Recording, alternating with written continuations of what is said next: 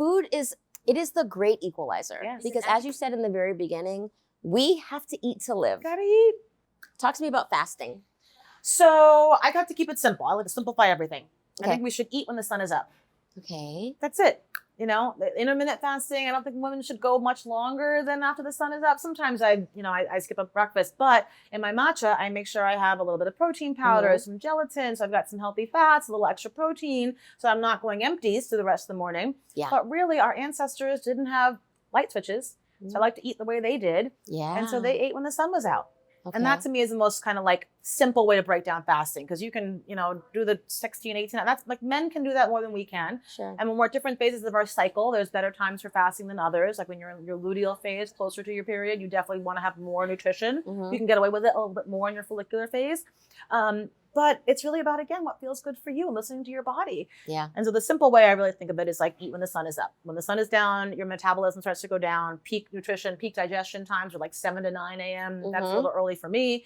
But really, you want to be able to have your body use that energy throughout the day and not be trying to digest while you're sleeping. Well, and that's the other thing I think people don't realize. It's like when you're sleeping and you just had a big meal, your body has to work so hard all night long. Yeah. You're not actually getting real rest. Yeah. And that's the hardest one for me. I have had to pull it back every Are you hour. a snacker? I'm more of an emotional eater. And Really? so I love a late night meal. What does that late night meal look like? Whatever I'm going to eat. Okay. It's also like delayed gratification. I want to get everything done and then I'll eat. Yeah. So now I just. So you're like gold star for Asha. I get to eat and now it's my because reward. I accomplished my. Yeah. Got it. Yeah. So I just pull my reward earlier and earlier. And now my reward is like it's 6:30. 7:30 is the latest I'll eat.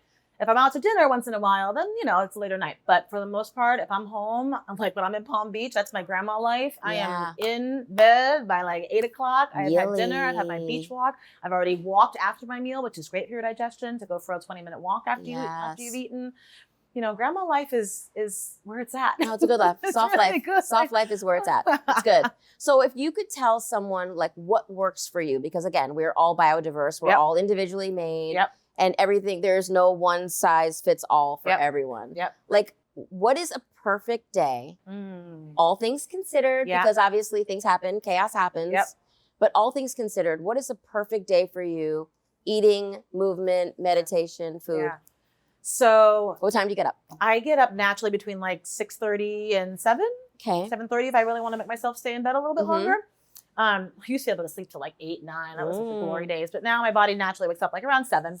So I get up and I definitely don't look at my phone. So the first thing I do is make sure my phone is as far away from me as possible. Okay. I get up and I try to get sunlight in my eyes. Wherever I am, I open a window. I try to look for the sun so I can help set my circadian rhythm. Yes. That lets your body know, okay, I'm awake. I'm seeing the sun. So in 12 hours, I want to start letting that melatonin come out and get you bound down for bed. Okay.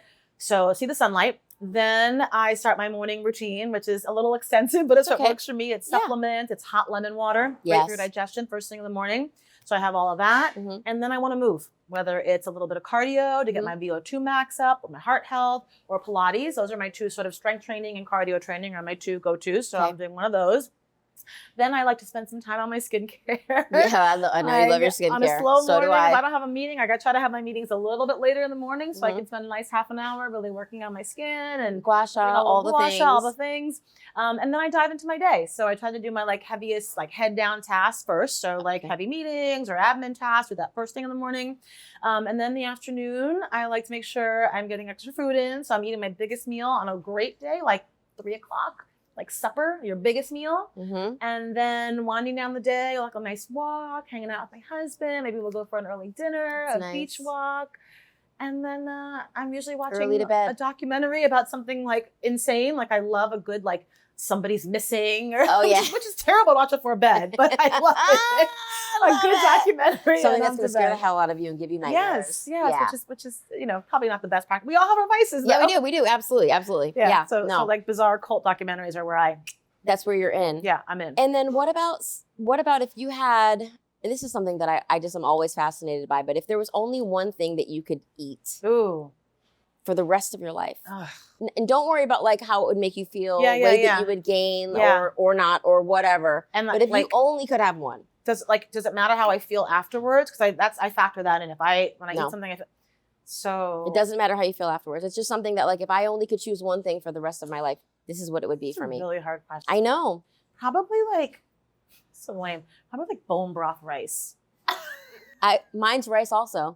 I love rice. Mine's rice with butter and salt and pepper. And the bone broth like makes it even more rich. And it's just something about that I look forward to. I'm probably gonna make that tonight now. There you go. Bone broth rice. I'm simple. But that's what's so amazing. And I think that's also a cultural piece. Yeah. Because I make rice every night in my house. Because my mom made rice. My mom and dad made rice every night. My dad really was the one that did the cooking, but we had rice just about every night. You rinse it, right?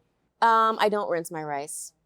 Size, like you can literally ruin anything for everyone. I'm like, I know. No, I know rinsing rice is really important. There's a lot of cultures, that rinsing rice is super, super important. I don't rinse mine. Okay. In my house, in the restaurant we do. Yeah. But yeah, my grandmother, all my aunts, like we just, food. Cape Verdean people, we just, Black people, we make rice every single night. I don't know about everybody else's family, but in my house, rice is a must. Yeah. And that's like that, like West African cuisine, like rice is a big part of it. And that's the other piece that I think is so important with food that we don't talk about enough.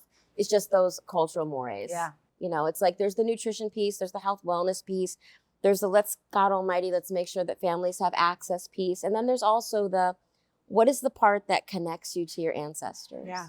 Because that's a big piece. Yeah. Yeah. And whether we realize it or not, that makes us feel really good. Yeah. That's what our ancestors ate. There is this connection that's in our DNA, that's in our cells, that really can nourish us in ways that we're not even aware of. So totally. I'm all about that. So when we grow collard, one of our most popular crops are collard greens. And we recommend cooking them however you feel best. Yeah. But there are even healthier ways to make them than some of the ways that people are used to. Yep. So like a turkey leg instead of a ham hock. Or using them as lettuce wrap. There's so many ways that you can utilize them and make them and have them be part of your day-to-day diet and have them be even healthier and have them still serve you in that same way.